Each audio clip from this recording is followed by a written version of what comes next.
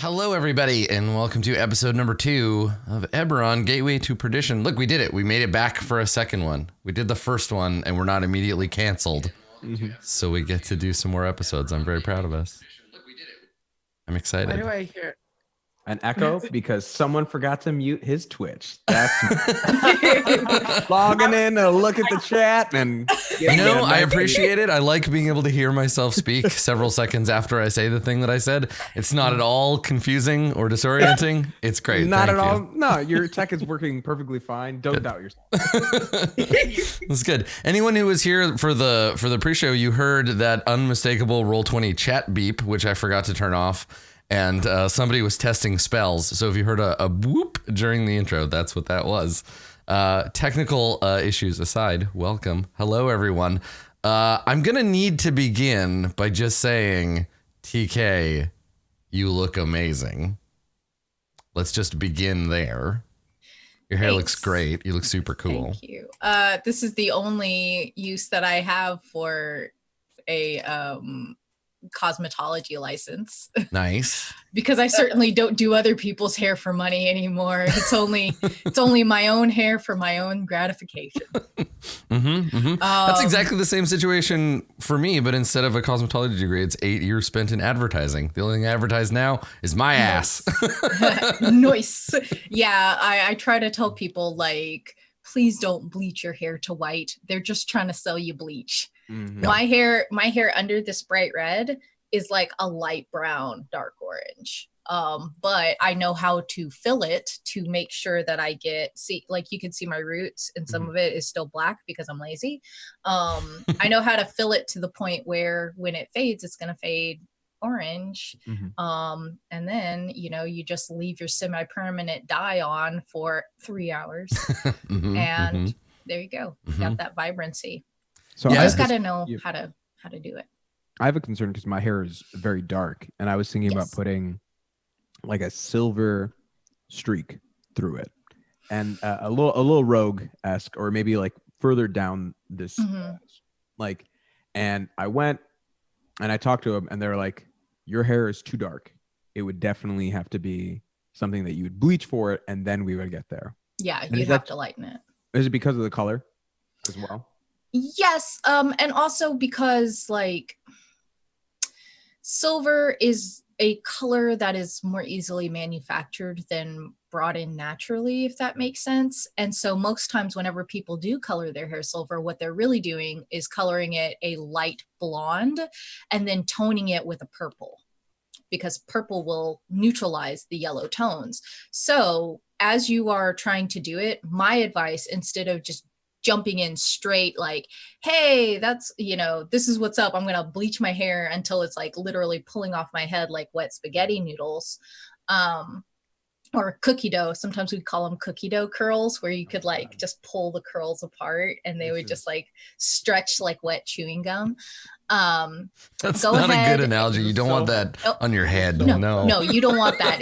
It's horrible. There was one woman who she came to the salon and she always did cap blonde, like she did blonde through a cap. And she was like, I want you to perm my hair. I'm getting it cut anyway, so I don't care how much of it falls off. And like my manager was like, hey, you have to do it. And I was like, I hate working here. And so I was pulling like whole rods with hair still on them off of her head Is that a normal situation? Like if you work in a salon where like a customer will say, I want this thing that is either impossible or a bad idea, and you just have to do it? No. So I worked in a franchise salon. Yeah. Where yes, you do have to do it, unless you think that it's like really, really bad for their hair or it's illegal. Now I want to know about these illegal hair procedures. Like, pardon me. Yeah, like blood parasites. Is a great tinter. Yeah, all right? Human blood. For example, we cosmetologists in the state of Kentucky are not licensed with blood, so they cannot use a straight razor like barbers can. Yeah. So anybody who comes in for like a razor shave, we can't do that. But like if you work in a tattoo parlor, it's a different license and you'd have to. Got it. Okay. Yes. But only barbers can work in tattoo parlors. Cosmetologists cannot. Right. Okay, sure. I understand. Yeah. Yeah, it's a whole thing. When you describe it that way, it doesn't make yeah. sense, but I understand. Yeah, okay. But barbers can now do color. So there's kind of, they make more money than us, like way more money. So it's kind of like there's almost no reason to be a cosmetologist, because right. You just want to become a barber barbers anyway. can do almost everything that cosmetologists can. That being said, I don't get my haircut from a barber because now that it's long, I don't trust them with it, just because of the training and the style. A lot of barbers don't have very strong scissor work, but now as we're getting into the newer generations, it's like a whole thing, because men tend to like their hair longer, or they start to have more clients with longer hair, or women or femmes, and people are getting more into it. But yeah, so when you lighten it the first time, just lighten it up to like an orange, like an orangey warm yellow, and then go ahead and put like a deep purple over it. Okay. And then I love deep purple. Yeah, put a deep purple over it. Then when your hair fades, it'll start to fade it more of a silvery. When it's time, in about 3 months, when it's time to lighten it again, use a color remover that is designed for semi-permanent dye. Do not bleach the color out. Just use a color remover a couple of times with no developer, and then lighten it once, and then put another purple over it, and you'll have silver in no time. It'll take you like 6 months probably. So I was going to ask you to send this all in an email, and then I realized this is going to be uploaded to YouTube. So I'll have access to this whenever I need it. Thank you. This is the thing, right? Is that I'll put it in the notes. I think that the kinds of things that people are interested in, or the kinds of things they get up to, whether it's like other work or hobbies or whatever outside of tabletop, they get drawn in. Like I guarantee that if you compared, like ignoring all other factors, if you compared my GMing and TK's GMing, I bet you TK gives better descriptions of hair than I do. Right? Like these kinds of things, like only when necessary. Yeah. But like it's totally a thing. You notice this where people, it's like they will linger on stuff, or they'll pay special attention to something because you can tell that they are interested in it outside that space, or they have some expertise. Right, like if you're playing a game with somebody who's an actual musician that plays a bard, they'll be like, yeah, like I play like a couple of minor chords, and then I do like a major fifth, and you're like, no one else at the table knows what you're talking about, but that sounds very cool. So yeah, that's really interesting to open up with minor chords and then into a major and I'm like, I don't know what that means. Why would you? I want to know the reason that you would resolve it like that. Like, are you trying to? And then not it's creepy, but then like a major fifth like is typically like a hopeful sound. So it's like you're going in like Phantom of the Opera, and then you get into like. Yeah, and that like kind of stuff. Type. Like people ask me all the time, like, oh, how can I be like a better game master, a better dungeon master? Like, what should I do? What books should I read, or whatever? And I'm like, I don't know, just be an interesting person. Like, just go out into the world and like care about stuff and like do art, and like, I don't know, like just because it'll just make you better. Like, find something else that you like doing and become a well-rounded person, and then just use that in your game. Yeah. DM advice: be an interesting person. Don't be Adam a big Cobalt. Don't be a boring normo. Yeah, like it's true though. Like if you're wondering where all my like hip 60s lingo comes from, it's from doing comedy with seniors and learning. No, really, like learning music from that age to like interact and connect with them. Like like Nat King Cole, like really like a lot of those old sounds.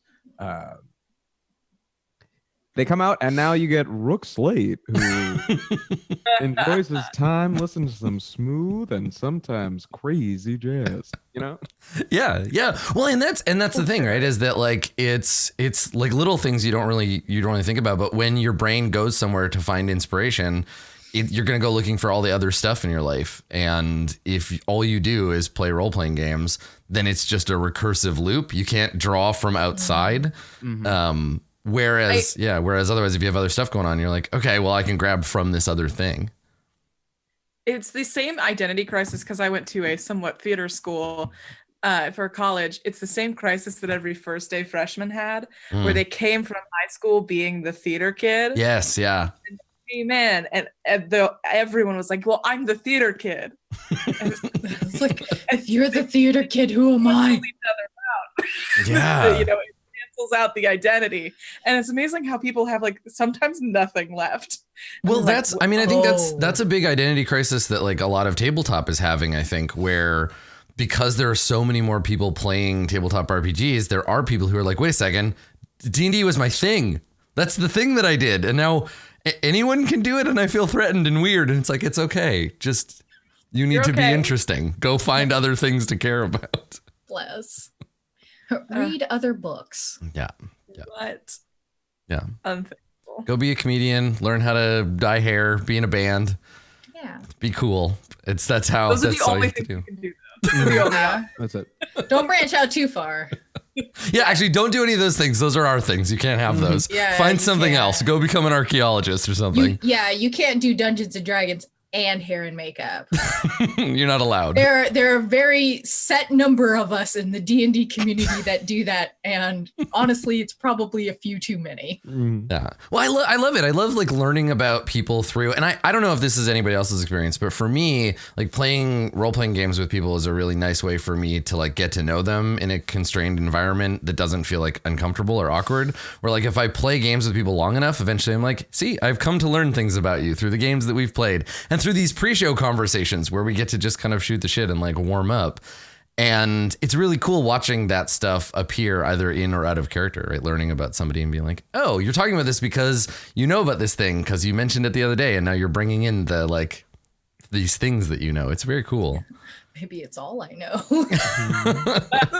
Yeah. Yeah. Well, Maybe and that's Delilah's based off of those mean old ladies that would come in before church. well, so this is the thing, right? Is that I think a lot of people like bring in stuff from their real life. Like I remember watching Nadia, a friend of mine, GMing D&D, and she was playing she was running an encounter, and she was describing a hag and like how the hag acted and stuff. And I was like, I had never seen someone play a character like that before. And I asked her afterwards and she was like, this is my mom. Like I was just, I'm just doing my mom. And I was like, oh yeah, I didn't read that because I am white and you are a black person and your mom is very different from my mom. And after I saw that, I was like, oh yeah, like I get it. You're bringing in people from your life. And the people that were around you as a kid are very different from the people that are around me. And so, of course, your DMing is totally different as a result.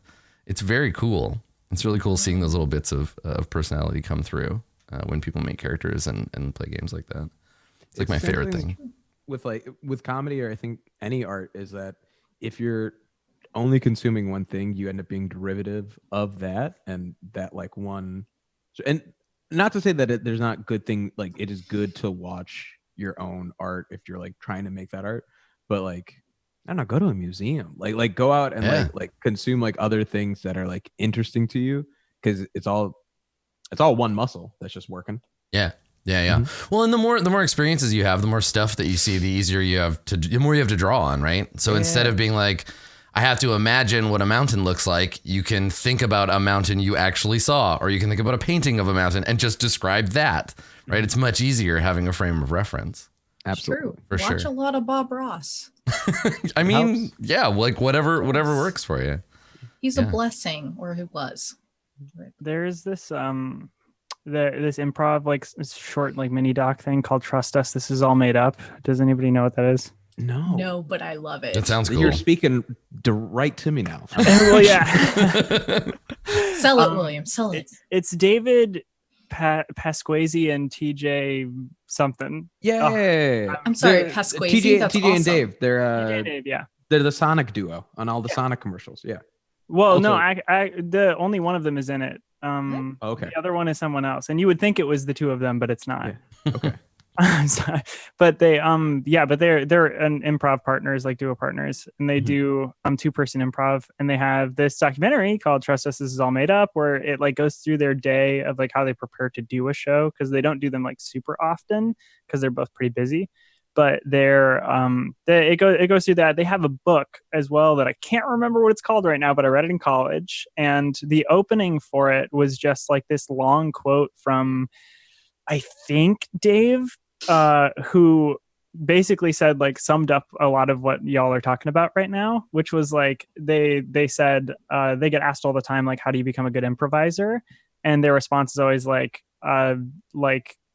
fall in love get your heart broken, ride a bicycle, like that kind of thing. Like go out and like actually experience things so that you can bring them on stage instead of just like doing, like you can drill improv exercises and stuff like that, and that to like help internalize those sort of things and like make it habitual. But the things that are actually going to make your improv or your artwork or anything engaging and interesting and personal are the things that you do outside of all of the exercises and all of that work. So it's like exactly like what you're talking about. Absolutely. And so Trust Us, It's All Made Up is the name. Trust Us, This Is All Made Up. This Is All Made Up. Okay. Yeah. I'm glad that this is also on YouTube. I will find it and I will have this access. Because TJ and Dave are like kind of treated, especially here in Chicago, as like, if you're gonna see 2-person improv, that's the best duo to see it, because they've also been doing it for so long. Like there are other like they are Chicago improv legends. Yeah, no, yes, that's the whole sentence. They're very yes. Yeah, they're legend. I mean, I'm from Minnesota, and they were in the improv scene there. They're also like pretty legendary. So wow. It's really interesting seeing people, because I think improv is it's like a pretty common place for people who are getting into tabletop to draw from. Like a lot of people will be like, you know, like read about improv or learn some improv, and there are some differences, but there's a lot that it can teach you about, like just engaging with a narrative and just accepting, like not being skeptical, being like, yep, this is what's happening. I'm gonna be in it and do the thing. More than any of the other practices, it's that like open-mindedness that I like about playing with people who have improv backgrounds, where you can do a thing and they're just like, yep, we're gonna make this happen, right? Like I'm gonna go along with you on this ride, and that's really cool. It's neat seeing that. Yeah. So there you go. I guess that's the lesson. If you want to be good at role-playing games. Yeah. Go find hobbies. Go watch movies. Go to the theater. Take an improv class. It'll help. But not in Chicago. Don't you dare move to my city. I'm running shop here. All right, There's already 3 of you up there. There are so many tabletop people in Chicago. I'm moving out of Kentucky, so Kentucky's about to be wide open, y'all. Yeah, get on that brand. We just voted out Bevan. Things are going great.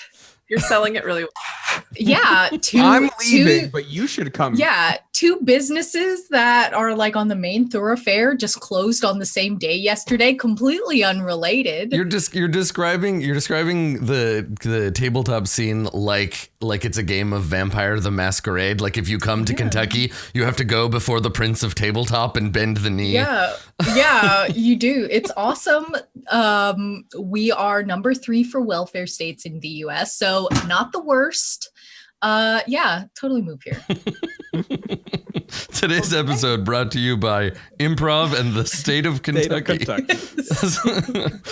The Commonwealth of Kentucky. I don't think anybody's had a tourism board sponsorship yet. So, go ahead and just reach out to the state of Kentucky Tourism Board. Yeah.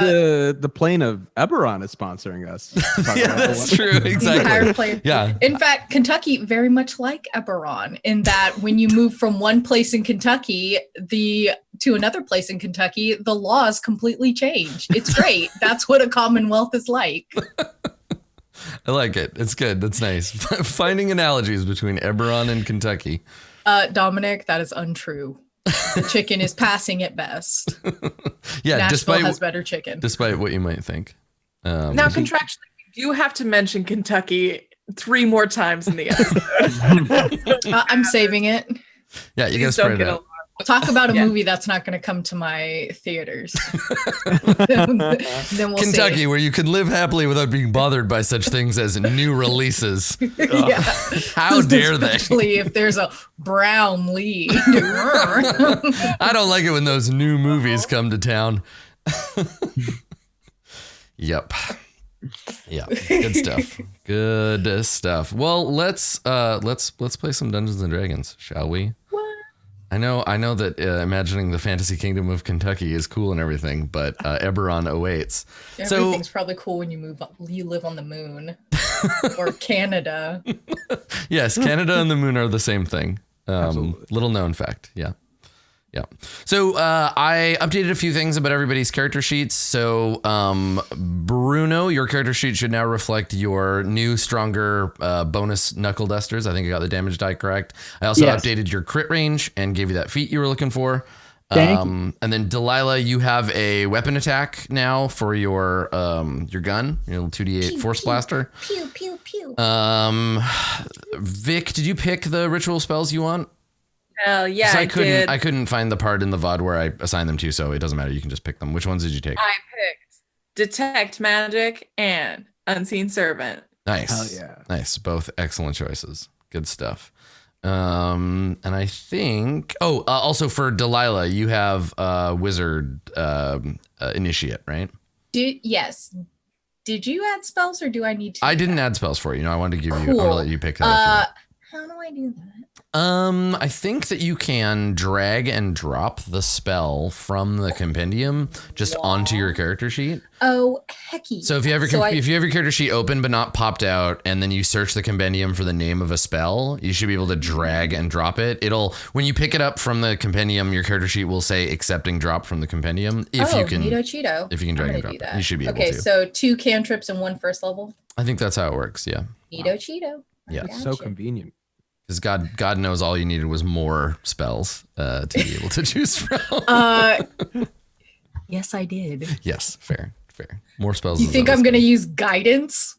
Yeah, I'm actually. So I'm playing in a one shot this weekend, and I think I'm gonna play an artificer. And so you making Delilah was my warm up. I understand now. I'm also making an artillerist, I think. So nice. I was jealous of your thunder waving and you're shooting things with your magic gun. Hecky, yeah. What? I can do acid arrow? What the hecky? Let me see if I can do that. Actually, I'm sorry. Please continue. I'm going to mute myself while I pick a few spells. Okay, yeah. So take a look at your spells. So I think when we begin this episode, at the end of the last one, we saw the group of you. You were in Rook's office. Delilah and Vic had just arrived from the train station, and you were all here to discuss what is to be done. What is to be done about the Night Street gang, who are your mutual enemies. Now, some of you are old friends. Some of you only barely know each other, mostly by reputation. But you all have the baby and his halfling gangsters to blame for your sad, sore, misbegotten circumstances. And so I think you've all got together at Rook's office to kind of talk about what are we gonna do about this, and the door to your office bursts open. And now this is maybe a surprise to 3 of the 4 of you, but one of you has a contact. You have a snitch or a rat or however else you want to put it in the Night Street gang. Which of you has this informant? Whose informant is this? I'm gonna leave it up to you. It doesn't matter to me. It could be Bruno's. Yeah, it's an old friend of Bruno's. Okay, that might make the most sense. Yeah. Sure. Okay. All right. So the informant. Okay. And so how do you know this person? What role? Because you were basically you weren't in the gang, I don't think, but you certainly worked for them. How did you get to know this person? We were old sparring buddies. Ah. Okay. Cool. All right. Do you have any other details about this person that you think are salient? They owe you a favor and you've called it in. They're here to bring you some information about the gang. But are they do you think is this person in pretty deep with the Night Street gang, or why did they turn rat? Why are they snitching for you? I certainly protected them from some. I think they owed someone money, and a while ago, and at some point while I was still in the heat of my career, I was strong arming people into leaving them alone.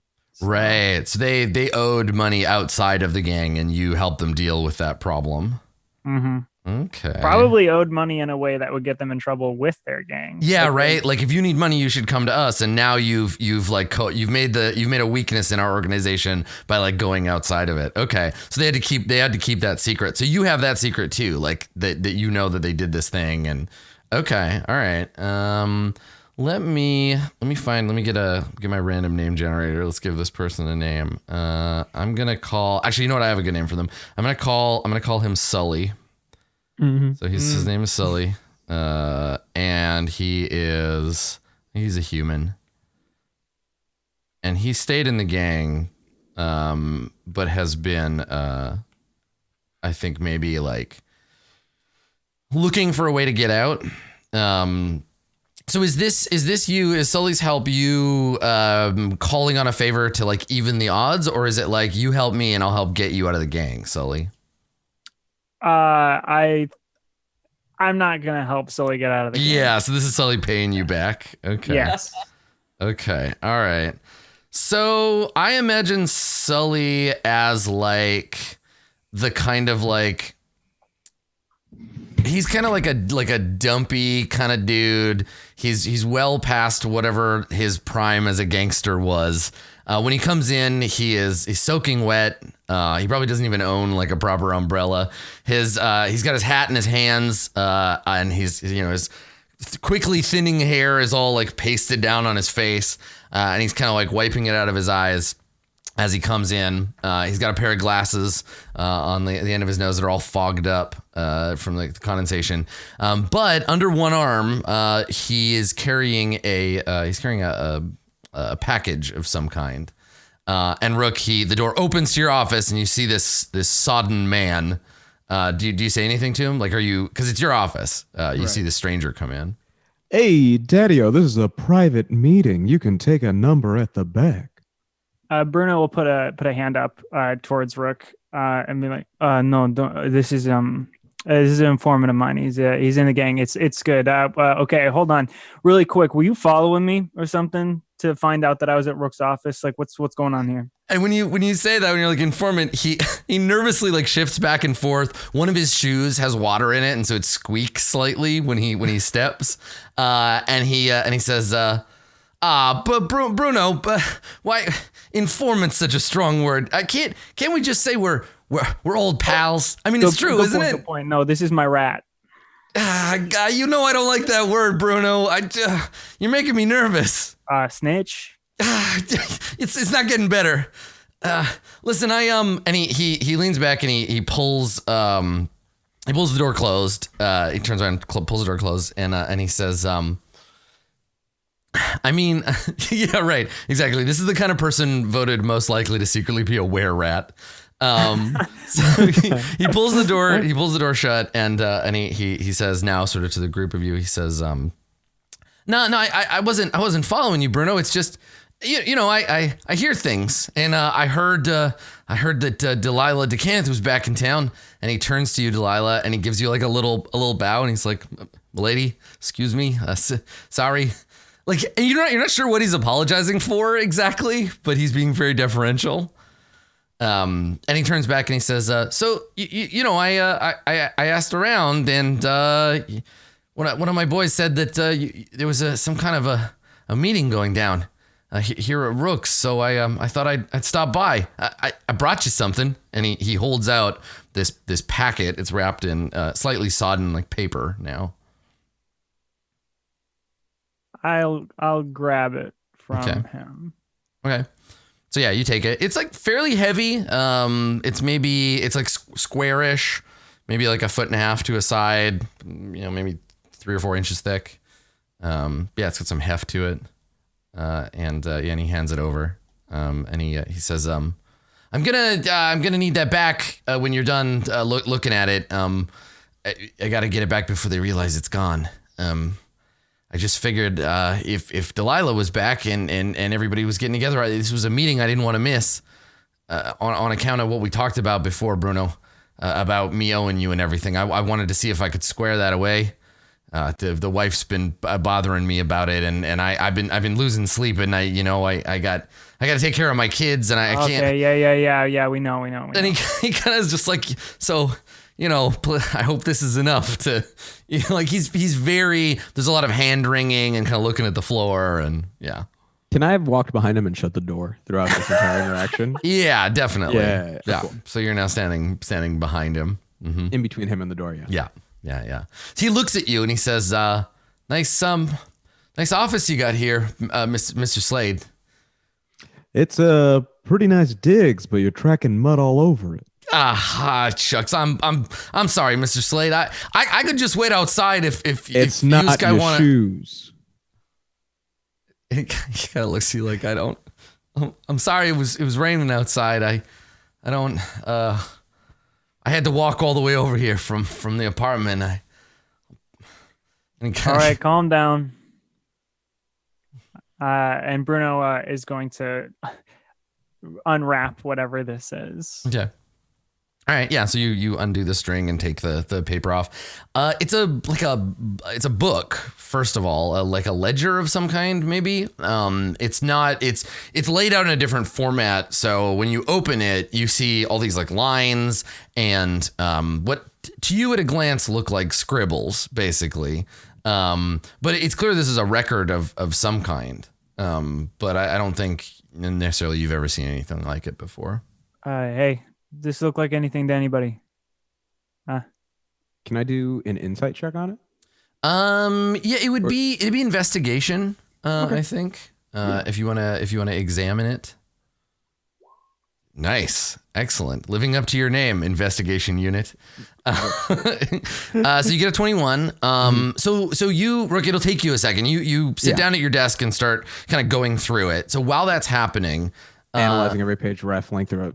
Yeah, totally. Delilah, you notice that Sully is, and I think Vic, you noticed too, Sully is staring at you. He's trying to make it seem like he's not, but he definitely is. I am sort of moving between their line of sight. I sort of interrupt it. Just casually, very casual like. And I'm just like empty, just stare. I kind of like to imagine, I have no idea whether or not it's canon. Love talking about that in the D&D world, but I think it's really cool, like changelings just like don't have pupils at all when they're in sort of like their natural state. So just sort of just like empty, just like yeah, it would be very unnerving, right? Empty eye sockets. I love it. And that's part of the thing is that changelings, like you adapt other people's forms to make them more comfortable, like interacting with you too. Because yeah, I think you're right. I think there's something kind of creepy about natural form changeling. And so yeah, you do that. You're that gif, right, where you lean into frame like, stop it. Stop looking at her. And yeah, Delilah just like doesn't register it at all. Like, yes, they notice that he is staring, but everyone stares at me and will sort of tap their cigarette holder against the ashtray again and take a long drag. Yeah. Vic, are you trying to intimidate Sully? Yes. Would you like to roll? Yes. Oh my God, my intimidation score's insane. I'm scared of this. My tiny enforcer. One of my favorite things about playing games with pre-gens is watching people discover their character. Be like, oh yeah, wait a second, I'm amazing. This is someone who actually knows how to do ability scores. It's like, wait, there are no negatives? How did this happen? Big wind up. Big wind up. One right across the plate. Just straight across the plate. For those of you listening to the podcast version of this episode, Katie May rolled a big old 1. That +6 isn't going to do you any good today, Vic. So it tracks across universes. It's still tracks. Exactly. God damn it. So reminder that we are a comedy podcast. So Vic, the thing is that as you lean in to try to intimidate Sully, that changeling neutrality, it impedes you getting your point across, right? Where instead of being intimidating, you're just alien and confusing. And Sully, like, he looks at you, you get into his frame of view, and he like looks down and he tries to change the subject. So he turns to Rook, who's obviously in the middle of reading something. And he's like, Mr. Slade, you mind if I smoke in here? Is that? And while he's while he's talking to you, he's digging through his pockets looking for his cigarettes. Could I automatically respond while he's doing it? Yeah, because I've really he's a member of the Shark Street gang. He is, yes, currently. Sully part of the reason why I'm no longer a police officer is because of people like Sully. Yep. Yeah. Exactly. Oh wait, is he Shark Street or Night Street? Wait, he's part of the Night Street gang. Yep. Night Street. Okay. And yeah, so Rook's like the trash Sully that you are, you can smoke outside. So when you say that, the camera pans over to him, and he's managed to fish his cigarettes out, but they're all soaked. Like he opens his dented cigarette case, and water drips out of it onto the floor. And he looks at you. He's like, don't worry about it, Mr. Slade. And he closes the cigarette case and tucks it back into his pocket. You get the impression, looking at Sully at a glance, that based on his behavior, even were it not raining outside, he would probably still be just about as damp. He just seems like a damp guy. And so, yeah, he just looks back at you and looks at the floor like, I can't wait to get out of here. And so Rook, with that 21, it's clear to you very quickly that this is a ledger of some kind. It is recording the coming and going of gold pieces. Now, much of it is in code, but you can pick up several patterns. You can see that there is money moving around from several businesses, and it looks to you at a glance, using your investigative skills, that Sully has brought you a lead on basically 3 opportunities to go after the Night Street gang. It looks like they have three businesses right now that if you were to go after any one of them, it would be a fairly serious blow to the gang. So from what you can see, it looks like the Night Street gang has purchased and is operating. They have their vault. It's an old library they took as part of their turf grab, and it's pretty heavily guarded.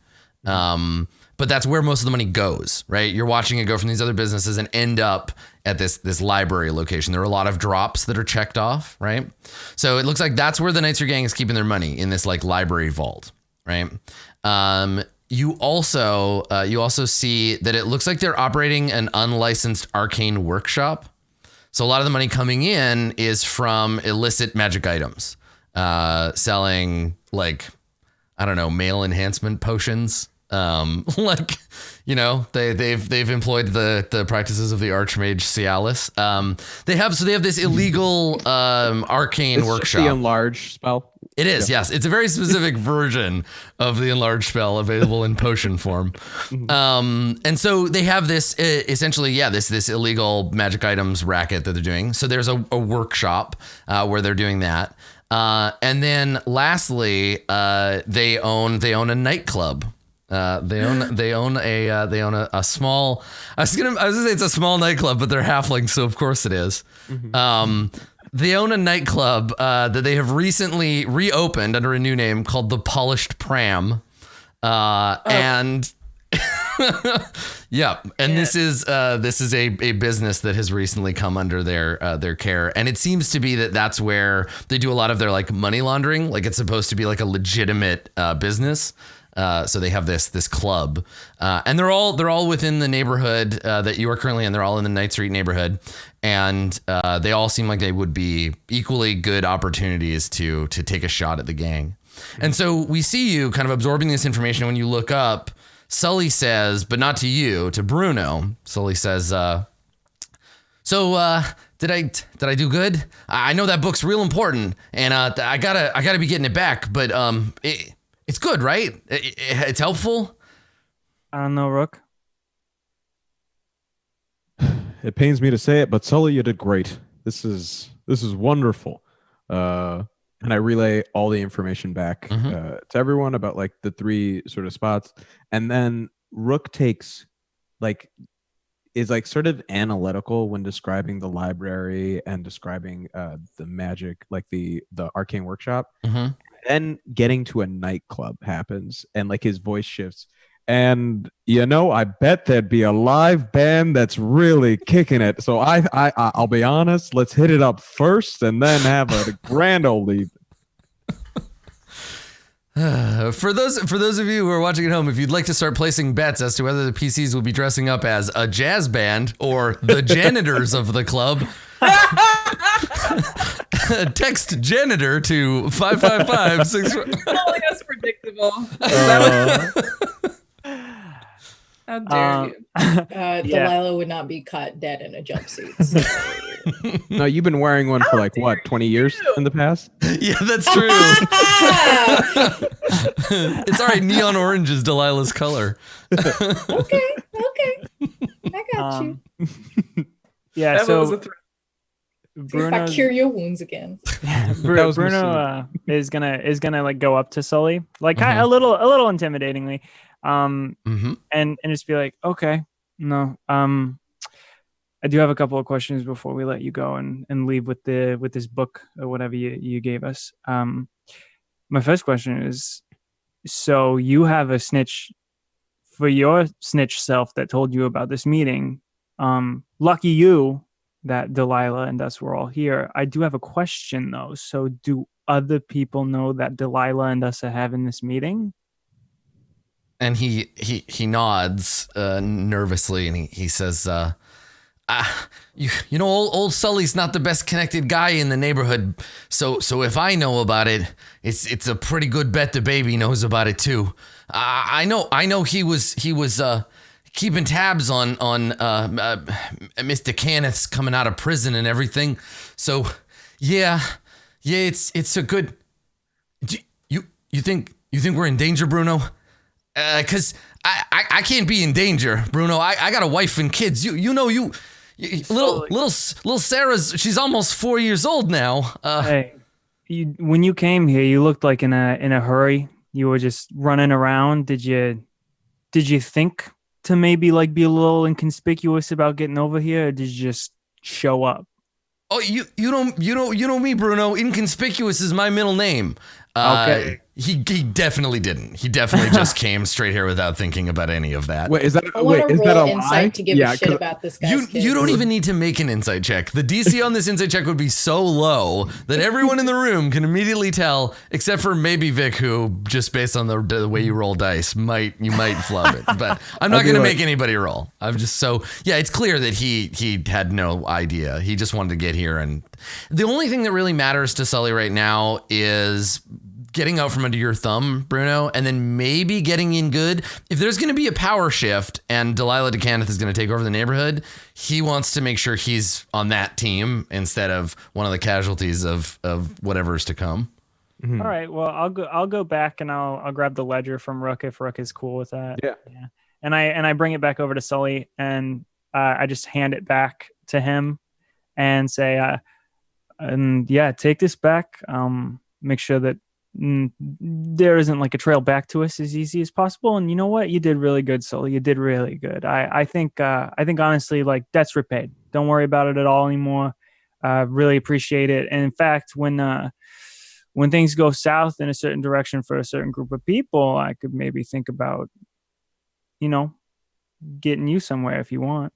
And he nods, and he's like, yeah. I just wanted to make good, Bruno. I know I owe you from before. I thought this might help. And if there's any room in your organization, Lady DeCanneth, it would be my blessing and honor to assist you. I'm a very hardworking individual. Just ask anybody. And he like looks at Bruno like, huh, right? Like, tell her. Okay, Delilah, get out of here. Yeah, Delilah looks at him before he goes, and then looks to Vic and says, I unsheath my blade. Vic, Vic is such a fucking gremlin. Like, I just imagine like everyone else having a conversation, and then we turn to Vic, and Vic is just like holding a knife, like, what's going on? Who wants to get stabbed? Katie and I decided to change characters swapped. for this miniseries. Perfect. Yeah. Delilah will look at Vic and say, Vic, will you please make a note in my red book? Yes, I shall. Is there an actual red book? I need to know. Okay, thank you. Yeah, the red book is for people to be eliminated later. Yep. Yeah, how large is it? How big is this book? How large are we talking? Small. It's like a little address book. Is there a lock on the cover? Or is it just out in the open? Is it like a little diary that you have to unlock? Yeah, it'd be like a little diary. You have the key. I wear it around my neck on a necklace. Yeah, you know that this is my burn book. Delilah can't have anybody who has any loyalty to anyone but them. So. Someday Vic will open the book and find a page that says Vic is an ugly biatch and do not trust them. It's on like page 1, and Vic's like, I'm on the first page. I've made it. Orbital starts to play. We get a crane shot out. It's all very tragic. Good. It'll be so good.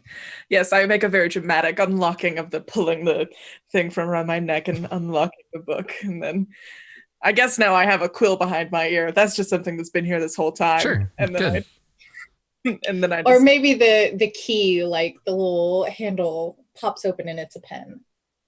Wow. I like it. Right, well, because you make gadgets. That's your thing, right? Like, yes, mostly your gadgets are meant to kill people and blow stuff up, but making weird objects into other objects is totally like a thing that I imagine artificers do just for fun. Well, and I like to think that Delilah's like front business was like a Claire's.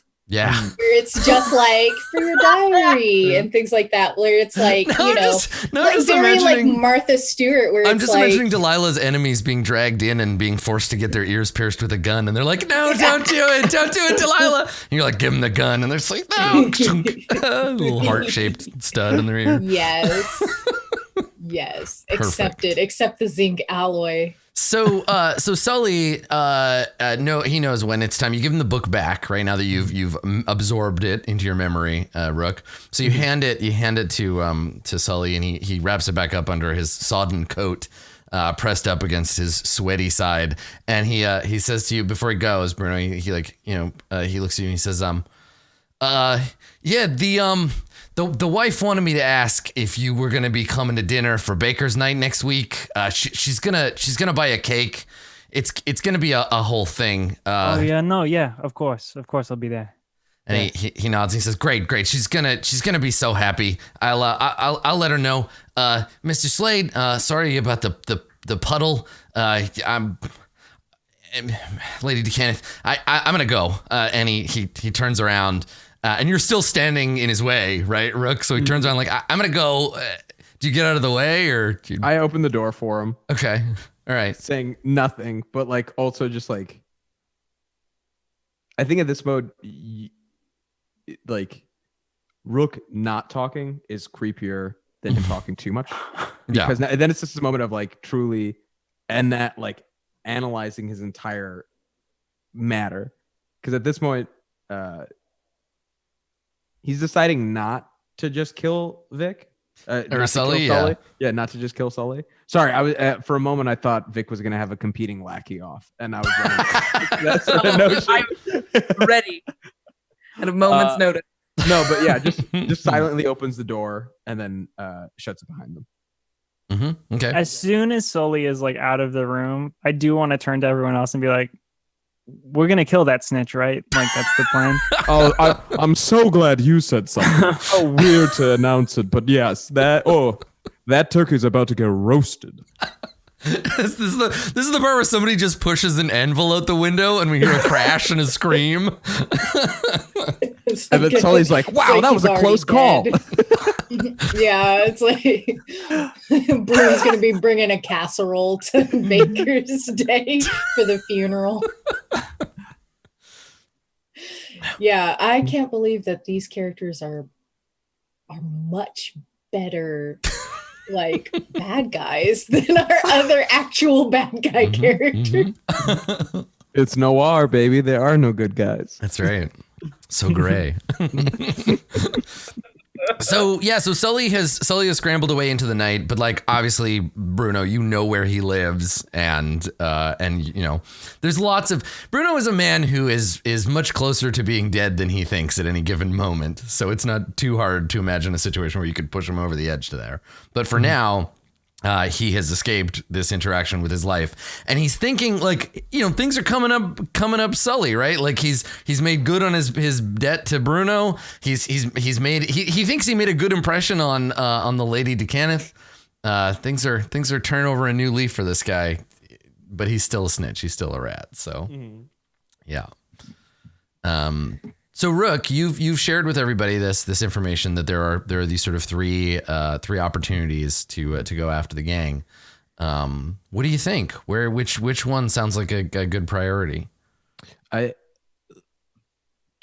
Masood, I think probably the vault at the library would be the biggest hit for them. Probably, right? Like, yeah, and taking a step back from like a campaign perspective, whichever one you pick will be like interesting and fun and significant. It's not like you're gonna get there and I'll be like, cool, well, nothing's really going on.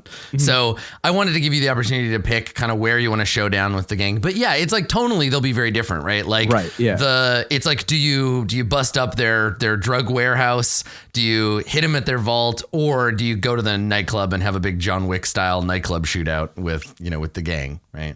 So it's basically just like whatever scene y'all want to do, those are the kind of the three main businesses that they have going on right now. I am leaning toward nightclub. Yes, I will always defer to what Delilah chooses, but I do say I think nothing would be more sublime than having Delilah announce their return at a club on this eve. I mean, I if I'm being honest, I don't feel like I'm going to be really comfortable wherever we go. I haven't stepped foot in a library in a really long time. That sounds like a nightmare.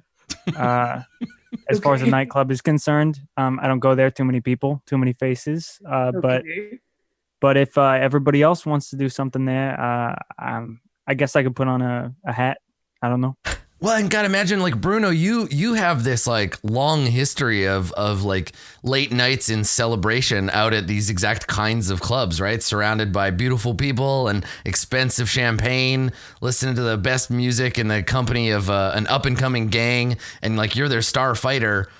And now that life is behind you, right? So yeah, I can't even go out anymore. Yeah. You have to hide your face. Yep.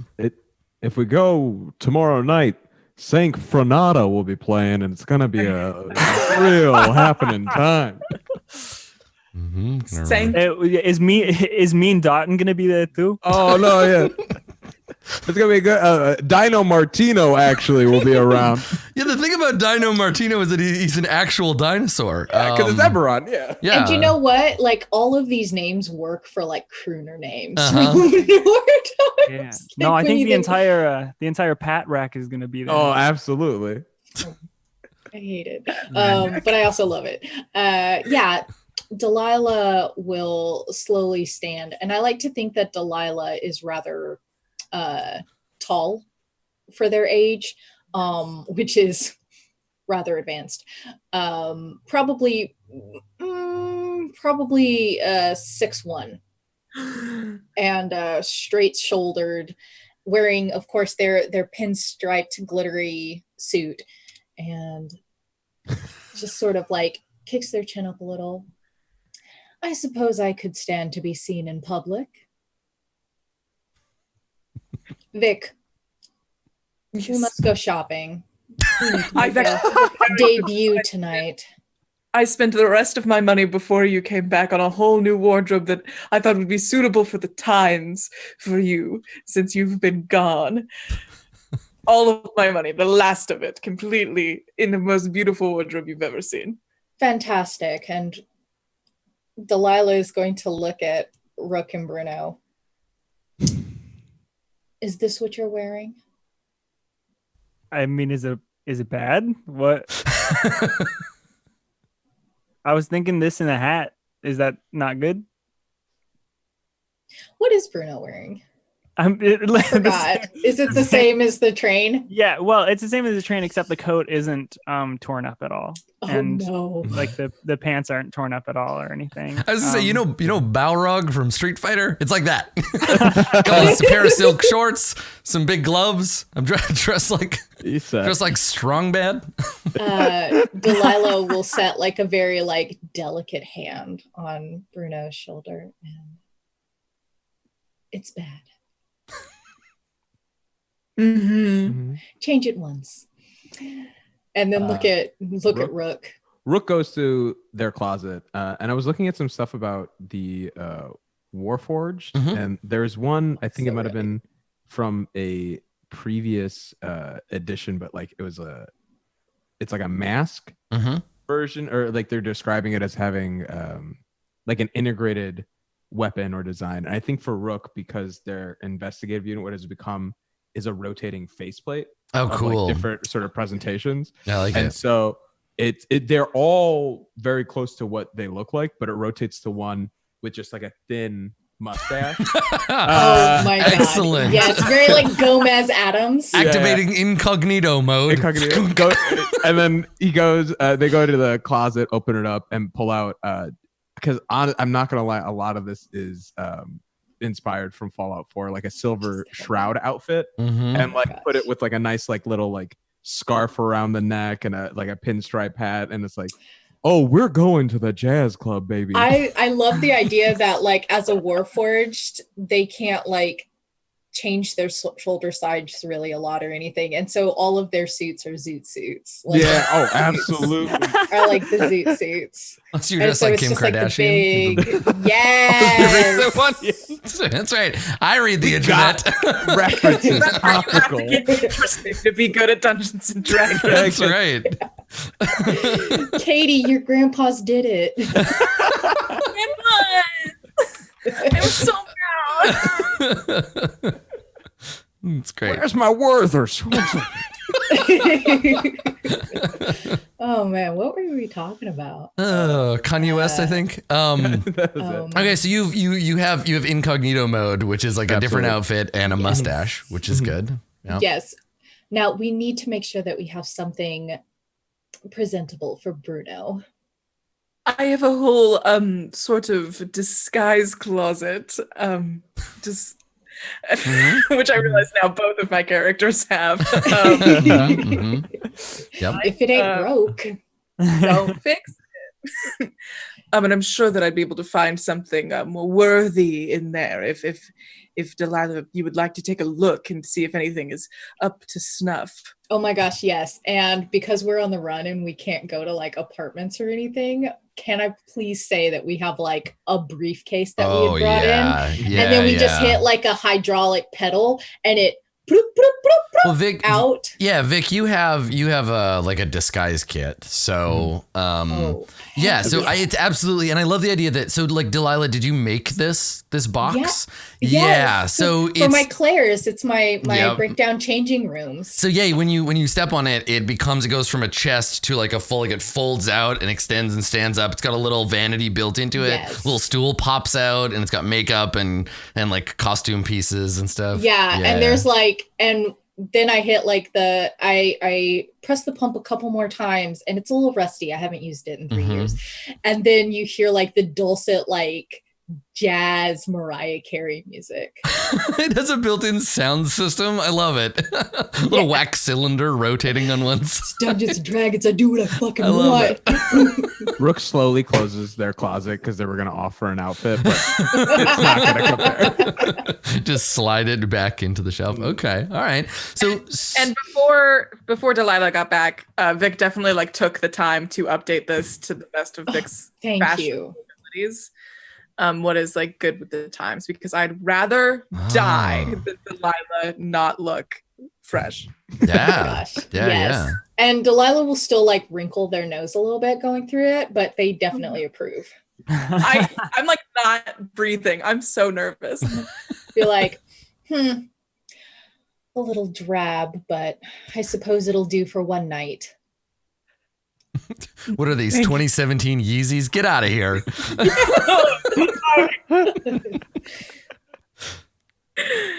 So Vic, I guess does anybody else have the disguise kit skill? Is anybody skilled in disguise kit? I don't know. I have Or is a this- forgery, but that's not the same. Yeah, if you need to forge Disguise like and forgery. fake identities. I for need to these. forge my Right. entire being. Yeah. I have jeweler's tools. Oh, that's actually yes. that's a good idea to maybe forge some if they ask for like identification on the way in or something.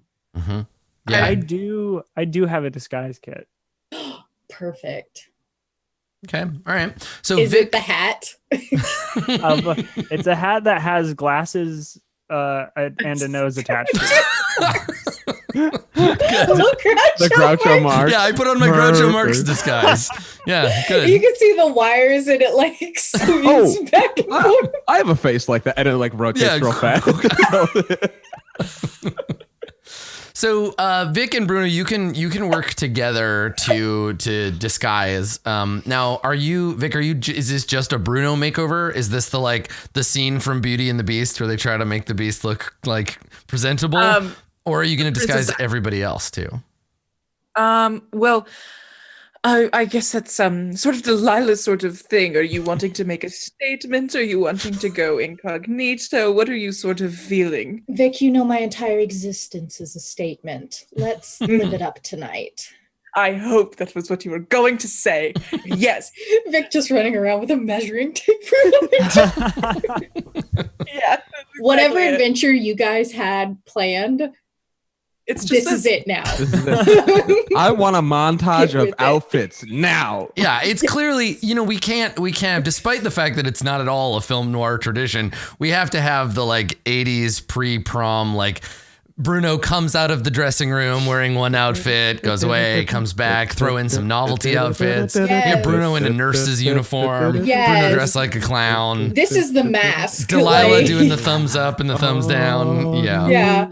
And Delilah will thumbs down all of them, but with slight hesitation on some of them. So And for, you know. and that for they some actually reason, like it. for some reason, Vic is played by Nathan Lane in this scene. Yeah. So, Rook was playing aha from their chest throughout the entire moment. perfect. Good. Well, Vic could just changeling into. Nathan Lane. Yeah, literally. Just Yeah. Oh, yeah. with a greasy middle part. Yeah. Yes. I love it. Yeah. Yes. Yeah, that's great. Okay. So what is talk to me about your intent here, Vic? Do you want to make Bruno look just like anyone who isn't Bruno, or is there a specific thing you're going for? No, if Delilah's going to make a statement, then I'm going for people who look cool enough to be associated with Delilah. Ah, so you're going to dress everybody up to look like, okay. And so what's the vibe? Is it going to be a noble and her rich friends? Is it going to be dangerous criminals? What kind of vibe are you putting out with this outfit? Yeah. Does the words Black Widow work for you? But not adventure style, but just the concept. Right, so everybody, Fatale. yeah, I was saying everybody is dressed up like award-winning. Every single one of us is a femme fatale. Yeah, everybody's dressed up like award-winning Asian actress Scarlett Johansson. I swear to God, Adam, Asian I will actress? quit right now. I will quit. It almost this said, really almost slipped out of the radar. I was like, hold up. I want to make sure that we can all cancel Adam together. Well, because you said award-winning Asian actress, and I was like, oh hell yeah, it's gonna be either Lucy Liu or Zhang Ziyi. Yeah, Scarlett Johansson. Yeah, like Lucy Liu from Charlie's Angels. That specific. And then you said Scarlett Johansson. I swear to God. Yeah, so I mean, yes, you can all be them fatales if you like. That's a way Yes, to do it, them right? fatales. Where everyone is just really kind of intimidating and alluring. I'm down for that if it's just we all just want to look as cool as possible. Because I think the angle there would be mysterious strangers, right? I guess hot and dangerous. yeah. How do you want? You can give me some flavor, basically. How do you want the average person who sees you to react? What do you want them to think and feel? I want them to be okay with robbing a bank with us if we ask them. And if we turned over and said, I have to kill you now, they will gladly put the gun to their own head. I'm hearing horny, scared, and devoted. Yes. So you just want everyone to be Vic. horny and scared. Yeah, that's what I'm saying. Yeah. Just Yes. desperate to please you and terrified all the time. Yes. That's my specialty. Okay. All right. So Vic understands this. It's like, how can I make everyone make me feel like Delilah makes me feel every day? Good. You have some personal connection to that. My fashions are a love letter at this point to Delilah themselves. And Delilah will continue to leave you on red, but appreciate it. But Vic likes it. It's fine. Okay. So let me make a note here. So disguise as I love that you're literally Dungeons and Dragons player characters, which are the most dangerous, like badass things that exist in the universe, but you're disguising yourselves as cooler versions of that. Yeah. Adventurers are boring. You know what's cool? Influencers. All right. Yes. Good stuff. Good. Okay. All right. So let's have you make that roll. So Vic, it sounds like you're doing the primary job. Bruno, how are you helping? What is Bruno's role in this? Because Vic falls into this role naturally. Vic does this for themselves all the time, and it's just doing this for other people. But for Bruno, what's your contribution to Operation Makeover? Yeah, I think as far as Bruno is concerned, since Delilah kind of wants to make a scene as themselves and like show up, and also Rook can handle a disguise on their own, and Vic can changeling. Bruno's gonna really focus on themselves right now. Just I think predominantly trying to get the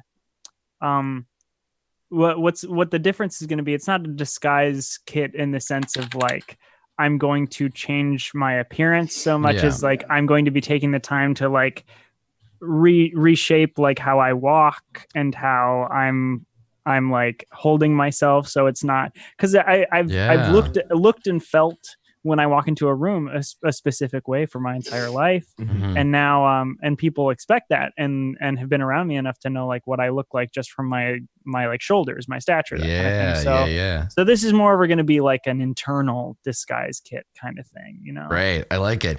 Well, and it's easy to forget too that like Bruno is both a fighter and a professional, like a show fighter, like a boxer who fights for an audience or did.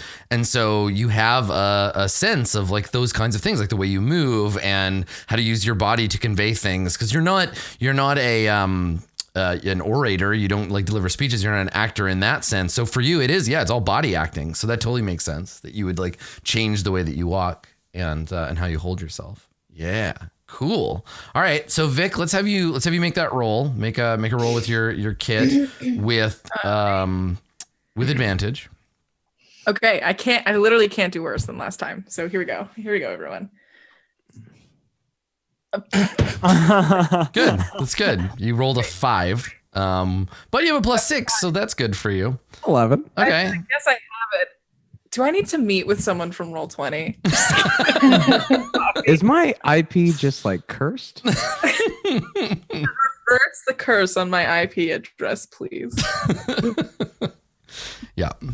Some shows have producers that like run breaks and like do music and stuff. We have someone at Roll20 who's just like, I have decided Katie May will fail this roll. Here you go. So I'm just serving up numbers. It is. So yeah, I mean, an 11 it's not bad. It's very average. You don't have maybe the material you need to make everyone look like totally different. But at a glance, hopefully everyone will be looking at Delilah anyway. And people will be like, oh, it's Delilah and 3 people I don't recognize that are kind of like tough and cool looking. But if Delilah leaves the room or any of you get cornered on your own, the disguises will probably fall apart, right? Like as long as there's something attracting attention away from you, then the outfits and the behavior changes and stuff, that'll hold. It'll give you, basically you've got a brief amount of time. There'll be a clock ticking until someone recognizes you, but that initial impression will be very strong and very like Delilah and Delilah's tough new friends. All right. I hate to say this, but do not make me look bad in front of the band. What? I don't even know like what I do not okay. Make me look bad in front of the band. Again, I just don't know. I don't know what I would do that would make you look bad, but should I be on the lookout for something? Look, Daddy-O, the way that it goes in the club is it's jazz, it's improv, it's moves, it's fluid, and sometimes you play a sour note. And dissonance isn't always a bad thing. That's the nice thing about jazz and life. It all comes together in the right ways. But if we're not a band, then we're just a bunch of fools trying to make some sound. I reach towards the red book and then I didn't realize that at some point Rook became the main character from the Bee movie. That's exciting that happened. It is getting a little Seinfeldish. Right. Like, what's the deal with Eberron?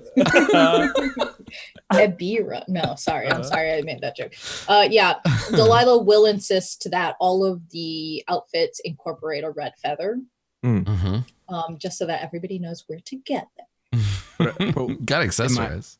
And the cap. I like it. It's in my pocket square. That's in case you were wondering. Yeah, it'll be in Delilah's Fascinator. So Vic, you have the easiest time of it because nobody really knows what you look like, and B, you don't really look like anything. I just turned into something else. Yeah. So what is Vic when is it the first or the last thing you put on? Like, do you change your shape and then dress it, or do you get dressed first and then fill out the outfit by changing your shape? I think I get dressed first. I think that's the first thing, and then I let the look inspire the face. Yeah. Because it's right. So you come up with the outfit, and then you're like, who would wear this? Right. What is that's cool. I like that. Yeah. Okay. So that's kind of the final touch, right? Is Vic shape-shifting into this other form. So what does Vic look like? I actually try to match Bruno as in close as like stature. Oh, I see. Right. To be like another heavy that'll get attention away from Bruno. Yeah. Nice. Okay. Cool. Vic has one brain cell. I like it. They used it for this situation. That's cool. Okay. All right. Good. So everybody gets dressed up like Delilah's new heavies. Is there any other preparation, any other things that you want to do before you head over there? Obviously hide my weapons that are needed inside my trench coat. And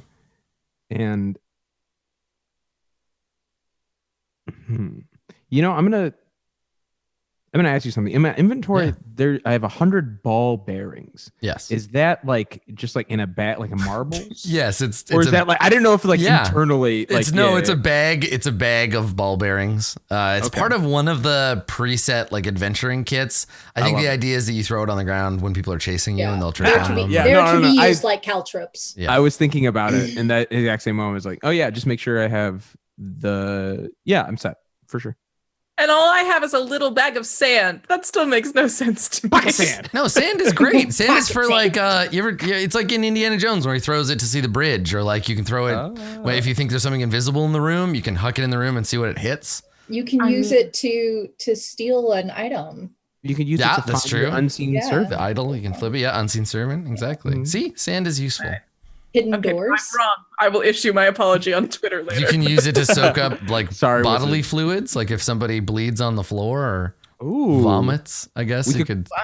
We could like cauterize a wound with glass with that sand. So many exciting uses for sand. Okay. Yeah. All right. I was wrong. Perfect. This episode brought to you by the American Sand Corporation. Sand. It's more useful than you think.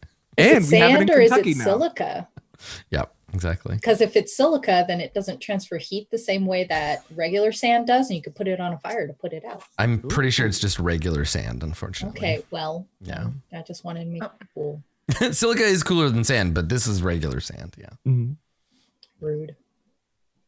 No, I don't do anything before we go. You're good to go. It's like crack your knuckles a couple of times. Like, let's go. All right. Sounds about right. Okay. All right. Okay. Did I know that the artillerist pew pew is not a permanent item, and that I do I need to remake it every day, don't I? I think you can let me read the ability again, because it is a brand new thing, and so nobody knows how it works yet. Because if that's the case where like it goes away during like a long rest or something, it really doesn't say for enhanced. Okay, so you have a couple of things. You have this infuse item ability where you can imbue mundane items. I'm gonna just try to let's put it in the chat.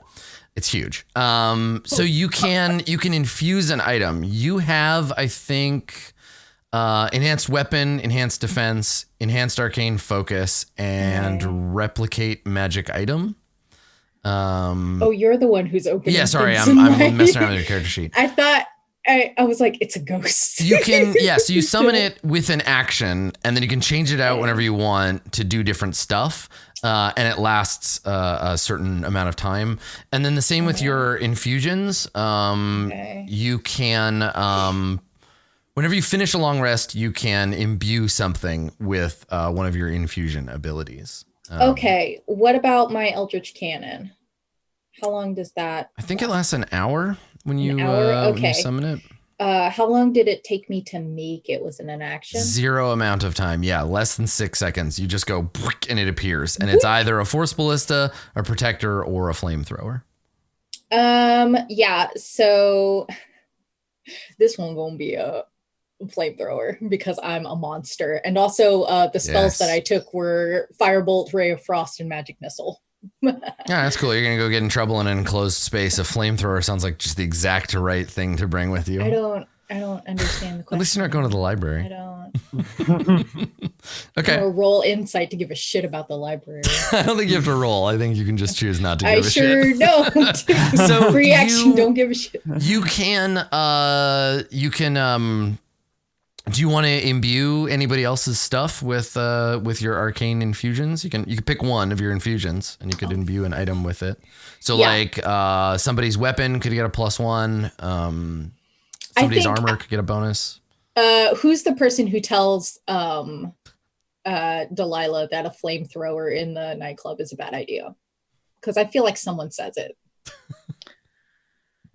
I would never say no to you, so it's almost certainly not me. Yeah, I feel like anybody who thinks of it probably wouldn't be willing to say it out loud to you. Yeah, I don't.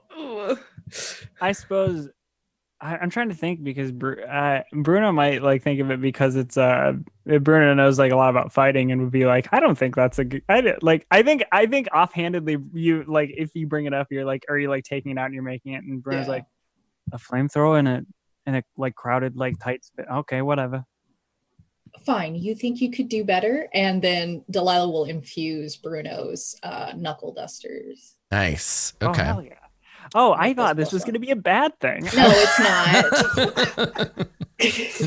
Okay. No, and also whenever Delilah is doing things where it's like adding the flamethrower like ammo, it's like a little perfume bottle. Nice. Okay. So one of your knuckle dusters, Bruno, righty or lefty, it doesn't matter, gets a +1 bonus to attack and damage.